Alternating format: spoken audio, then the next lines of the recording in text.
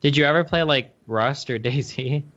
No, I played a little DayZ, but it was just so slow, and I didn't really, I wasn't, I couldn't find anything. I didn't know what I was doing. Yeah, I played a little more than had a Kyle, rough but time. never got that much better. Like, it just seemed like DayZ took a tremendous amount of time to gather loot.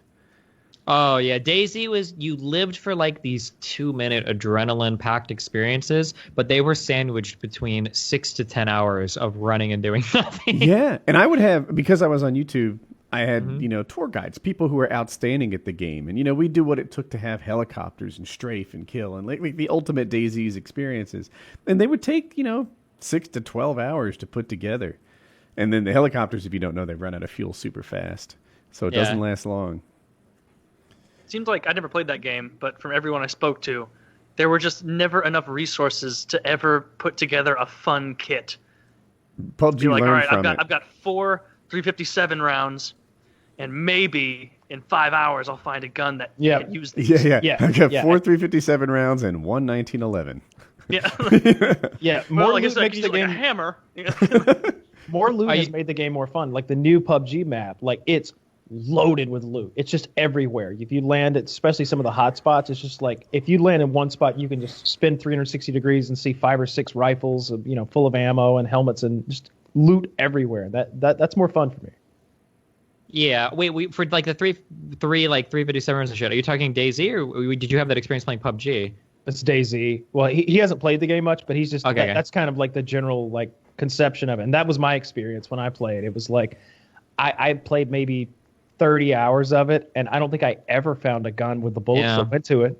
In DayZ, they started to get real dumb about like realism shit. Like there are some stuff just got a little bit dumb. Like I understand you want to be realistic, but like I don't want to sit here and load individual fucking bullets into my magazine to put into my gun. Like at this point, I'm just gonna go down to the range. Like I don't want to fucking do They're this coming. shit. Like, like oh no, dude, this is not the realism I'm Your working thumb for. is cut. Infection sets in. Yeah. Is there like a posture button where like if I moved too much, like without supporting my lower back, I'm going to start developing chronic pain or some shit, and it's going to impact my mobility? Like this is not the game experience that I signed up for. There's one game that's apparently going to go in the complete opposite direction as far as realism, and that's Scum. Have you watched any of the preview stuff for Scum? Mm-mm.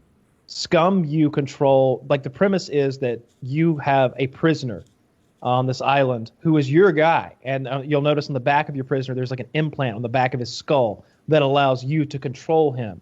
And so in that regard, they go hyper realistic, as if you are actually controlling a human being with your mouse and keyboard. And so if he gets wet, all of a sudden he can't perform as well. Like depending on his physical makeup determines how he operates at any number of physical activities. His clothing layers determine how rain or getting in water will affect him. He can get sick.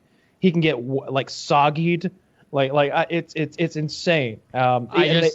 They came up with a really interesting mechanic that I do like though. Like I play first person mode when I play PUBG because I hate the corner peeking, the free information that you gain from third person mode. Mm-hmm. In Scum third person mode, if you're standing behind the wall and you've got that free information out there, if there's a guy standing there, he'll be invisible on your screen unless you physically peek out there. You won't be able to see him.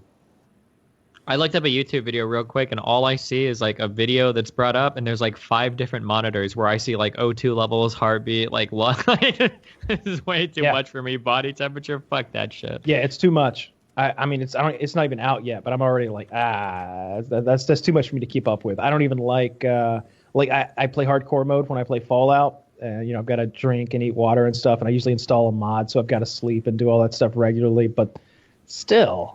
Like I don't want to be worrying about getting wet.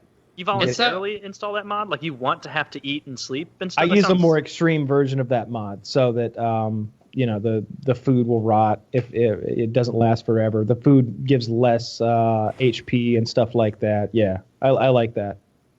It's funny to me that like gamers will go through all this shit to like install this stuff to do like this crazy like busybody work. But like when people get older, they can't monitor their blood sugar appropriately for like their insulin shots. It's very interesting to me.